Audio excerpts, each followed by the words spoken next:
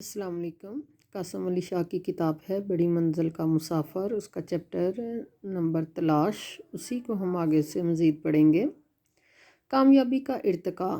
Darwin کہتا ہے آگے وہی بڑھ سکتا ہے جو تبدیلی کو قبول کرتا ہے۔ وہ مزید کہتا ہے طاقتور بھی مر جاتے ہیں، جیسے ڈائناسور جو انتہائی طاقتور اور دیو ہیکل تھے مگر اب دنیا میں نہیں ہیں۔ دنیا کی سب سے پرانی مخلوق میں جو ابھی تک زندہ ہیں کاکروچ ہیں۔ اس کی وجہ یہ ہے کہ یہ بدترین حالات میں بھی رہتا ہے۔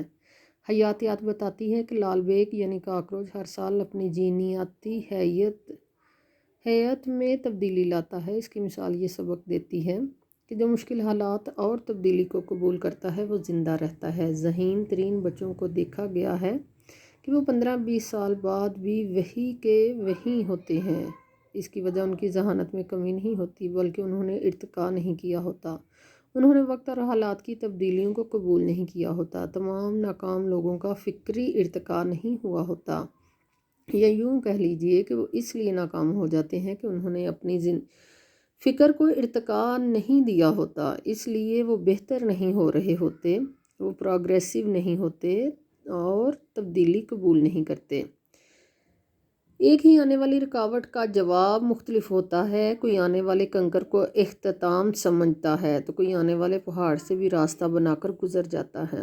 جو اپنی زندگی میں ارتقاء کے عمل سے گزرتا ہے وہی بہتر ہوتا ہے۔ ترقی وہی کرتا ہے جو خود کو بہتر کرتا رہتا ہے۔ ہماری سوچ کا معیار بہتر ہونا چاہیے، ہماری سوچ ایک جگہ رکنی نہیں چاہیے۔ اگر ہمیں کوئی بات سمجھ نہیں آ رہی تو اس کا مطلب یہ نہیں ہے وہ غلط ہے۔ جب تک ہم نیا سوچنے کی طرف نہیں آئیں گے بہتری نہیں آئے گی۔ دنیا میں سب سے زیادہ تحقیق انسان کے مزاج پر ہوئی ہے۔ وہ لوگ جن میں خودکشی کا رجحان زیادہ ہوتا ہے وہ برسوں بعد بھی ویسے کے ویسے ہوتے ہیں، ان میں کوئی تبدیلی نہیں آتی۔ وہ منفی سوچتے ہیں، ان میں دباؤ کا عنصر زیادہ ہوتا ہے۔ یہ وہ لوگ ہوتے ہیں جن کا فکری ارتقاء نہیں ہوتا۔ مثال کے طور پر 1-2 سال کی بچی نے ایک بکرا دیکھا، اس نے اپنی زبان میں اسے باقا کہا۔ چند دن بعد پھر اس نے ایک گدھے کو دیکھا، اس نے کہا یہ بڑا باقا ہے۔ پھر کچھ دن بعد اس نے راہ جاتے کسی اور جانور کو دیکھا جو بکرے سے چھوٹا تھا تو اس نے کہا یہ چھوٹا باقا ہے۔ غور کیجئے، جس نے دیکھا ہی باقا ہے تو وہ ہر ایک جانور کو باقا سے جوڑے گا۔ جب ہم ارتقاء کے عمل سے گزرتے ہیں تو منفیت کم ہونا شروع ہو جاتی ہے، ہمیں اپنی کم علمی اور لا علمی کا احساس ہونے لگتا ہے۔